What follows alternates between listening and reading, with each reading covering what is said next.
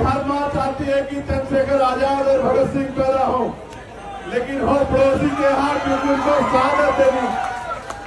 और मैं फिर कह रहा हूं, ये देश आंदोलन से बना है, ये देश आंदोलन से आगे बढ़ा है। इस देश ने आंदोलन से अंग्रेजों के पैर उखाड़ दिए थे, और ऐसे ऐसे आंदोलन जो अंग्रेजों की भाषा बोलेगा, जो अंग्रेजों के रास्ते पे चलेगा, जो अंग्रेजों को अपना आदर्श मानेगा, उन सबके पैर भी ऐसे ऐसे आंदोलन उखाड़ देंगे जो आज तानाशाही कर रहे हैं। क्यों नहीं?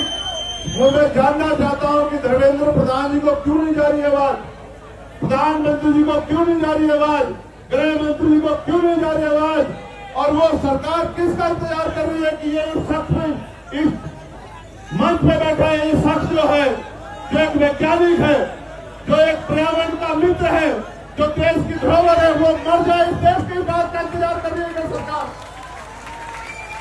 क्या इंतजार कर रही है कि कुछ बॉम्ब आके यहाँ पत्थर फेंक दे, डंडा चला दे, या कोई भीड़ आके इस आंदोलन में हिंसा कर दे, ये आंदोलन बर्बाद हो जाए? मैं अपने साथियों को बहुत सचेत होकर चलाने की आवश्यकता है। अब तक जैसे आपने चलाया, आपकी बहादुरी को हम लोग सलाम करते हैं। अब तक जैसे आपने चलाया, आपकी बहादुरी को सलाम करता हूं।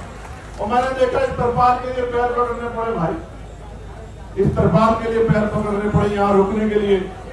लास्ट बार पहलवान बेटियों का आंदोलन हुआ था यहाँ, मेरे आज भी याद है जब ये आंदोलन लंबा चला था। उसके बाद ये दूसरा आंदोलन, और कहा गया मुझसे भी कल इन्होंने कहा कि टीम ने कि भैया 20 तारीख को कूच करेंगे हम लोग। 20 को करोगे पक्का?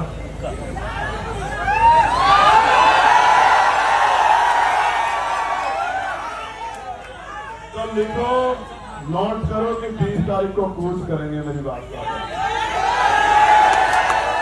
मैं 20 तारीख को आता, मेरा भरोसा करो, मैं 20 तारीख को आता। मैंने किसी को कहा भी नहीं आने के लिए, आप जानते हो, मैंने किसी से नहीं कहा कि आ जाओ, लेकिन इनकी वजह से आना था,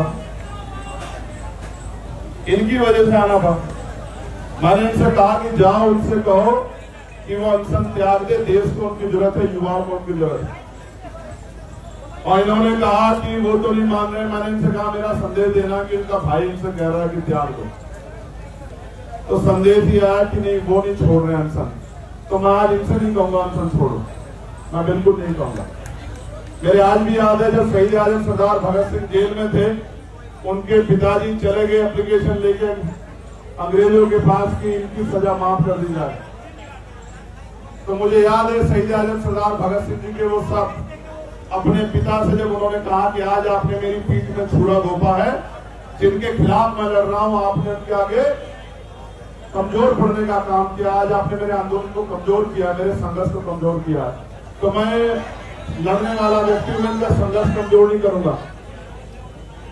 अगर इनको कुछ होगा तो इसका खामियाजा इस सरकार को भुगतना पड़ेगा। मेरी बात को आप याद रखें। हमें इनको बनाने की जरूरत नहीं है कि ये अनशन त्यागे। देश की सरकार से सवाल पूछने की जरूरत है कि वो इस डिक्टेटरशिप को क्यों कर रही है। जो शिक्षा मंत्री पेपर नहीं बचा सकता है, वो युवाओं का भविष्य कैसे बचाएगा? इस बात का जवाब शिक्षा मंत्री जी को देना है।